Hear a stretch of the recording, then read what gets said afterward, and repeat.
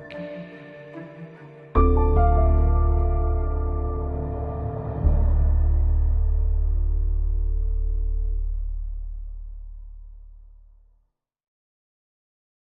name is Cameron Wells and I study at Sheffield Hallam University. I study modules related to television and photography, so I love creating content, but I also love going to the gym. Although my mental health has never hit a personal low, I have been through a weight loss journey before, and I feel like the gym played a pivotal role in making me feel a lot happier in terms of how I saw myself and my overall well-being. That journey helped improve my discipline, but also my perseverance and commitment to carry on through something extremely difficult. The aim of this short documentary is to discuss how crucial and beneficial going to the gym is just for our overall mental well-being. Within this film, I talked to Robert Lawson from Sheffield Mind to discuss the issue from an expert's point of view, as well as George Osborne, a junior bodybuilder who has recently left university to pursue his passion of coaching and bodybuilding further. Hopefully I can showcase to people what beneficial effects there are for all of us to go and exercise. So what does research tell us in regards to exercising and mental health? According to recent statistics, in the UK there are now well over 9 million fitness members, which has boosted the penetration rate to an all-time high of 14.9%. The NHS has stated that physical activity can help people with mild depression, protect people against anxiety, but also greaten self-esteem and self-control. Physical activity is thought to cause chemical changes in the brain, which can help to positively change our mood. Some scientists think being active can improve well-being, as exercising increases the production of endorphins, which are mood-boosting and anxiety-reducing chemicals. Regular exercise has many psychological and emotional benefits as well. It can help many people gain confidence, as well as regularly engaging in social interaction. Meeting exercise goals or challenges can also boost self-confidence tremendously. To see what an expert will comment on the subject, I went and visited Robert Lawson at Sheffield Mind. So firstly, for general purposes, how can activity in the gym help battle mental health and improve overall well-being? I mean, the link between mental health and physical health is, research tells you it's enormous. The link, healthy body, healthy mind. That phrase is true. So I think that there are a whole heap of benefits to keeping physically well and active. I mean, the chemical balance that it gives you, the feeling of certainly for me, the feeling of euphoria once you've done a decent run or lifted some weights. It's massive towards maintaining positive mental health. Well, along with the exercise, how important do you feel it is to maintain the diet as well? Obviously, you touched upon the healthy body, healthy mind. Yeah. How crucial do you think that is? It's they're all parts of the same cog. We wouldn't advise anybody to exercise unless they've eaten, because that can be quite damaging. So eating properly, eating often, little and often, is very much part of the support plans that we'll write for clients if they are active and using the gym. But yeah, the nutrition, the food and mood is something that we would treat equally as important as the actual physical exercise. Yeah. Back to you. Have you suffered any mental health issues, and what have you done to combat that in terms of any exercise? I mean, for me personally, it's both been positive and negative in terms of the exercise. Around 7 years ago, there were a number of quite serious things happening in my life. A culmination of bereavement, marriage breakup, and my best mate got killed, and I had a breakdown.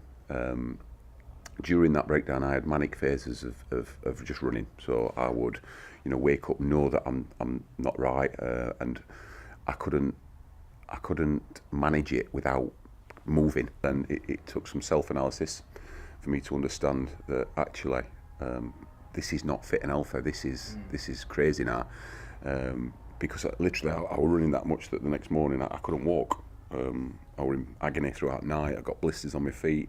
My trainers were getting ruined, and so there were all sorts of negatives that came from that manic behaviour. Yeah. And now where I'm at is I don't have to be faster and quicker, and I'm 43, so it's physically impossible. Okay, well, thank you very much for giving the time to talk to me today about all this. It's been really good to hear your side of the story from, go from one side to the other, extremes from both ends. Thank you very much. Thank you for your time. Well, I think just on a finishing note, Cameron, I think that anybody watching this, your mental well-being relies upon your physical well-being and keeping well. So yeah, anybody watching, keep fit. After leaving Sheffield Mine and chatting with Rob, I felt the insight he gave me about what he does for a living and his own personal recollection of his own issues extremely helpful to this whole documentary. Seeing how he helps others but found going to the gym and running as his own escape mechanism for his own troubles was very interesting to me. He's an example of how people who want to combat mental health can go and exercise to help release endorphins, and it shows a vast improvement in their mannerisms and just how they see life and their overall well-being. But now I want to talk to someone who's more heavily invested into the gym, someone who sees bodybuilding as a passion, a career, just to see if there's a possibility of exercise ever having a reverse negative effect on someone's mental health.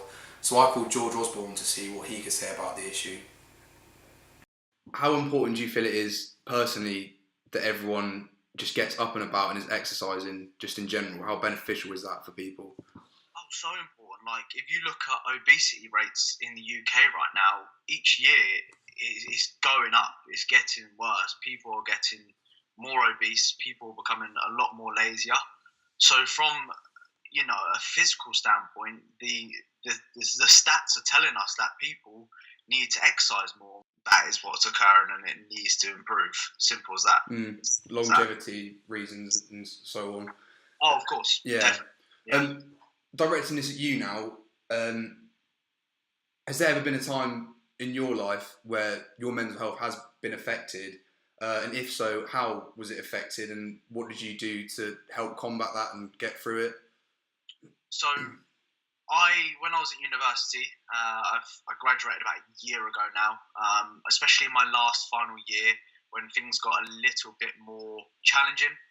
I went through a real tough stage of finding a balance between balancing what I want to do as a passion from like bodybuilding, going to the gym, balancing my uni work, and balancing spending time socializing. So I chose the gym side of things, which isn't a bad thing, don't get me wrong. However, obviously, with everything, with all positive come negatives, it started from, I was going to the gym, prioritizing that, not seeing anyone, and no one would invite me out. I wouldn't spend any time with my friends. It was just literally gym.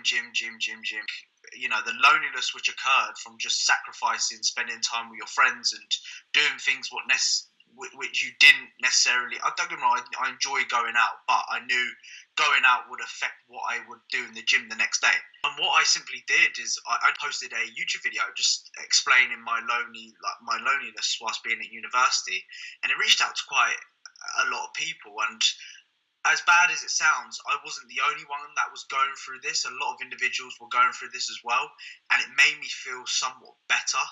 Yeah. Just explaining my situation to people online, and they kind of understood that situation. So that's kind of how I almost overcame or combated that kind of issue I had. For anyone that is watching this that has mental health issues, what would you tell them if they're watching this right now?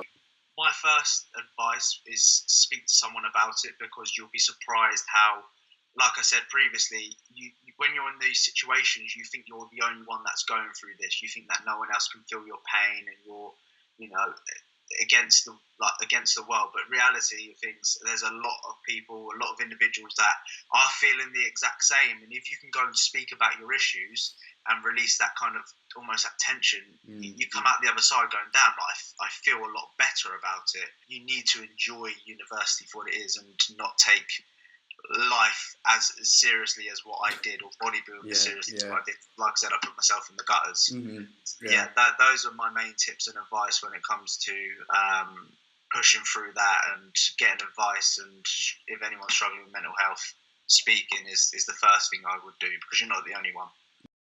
To finish this documentary, I'd first like to thank Rob and George for their input and speaking about both of their issues, something that requires an immense amount of willpower, and I'm extremely grateful for that.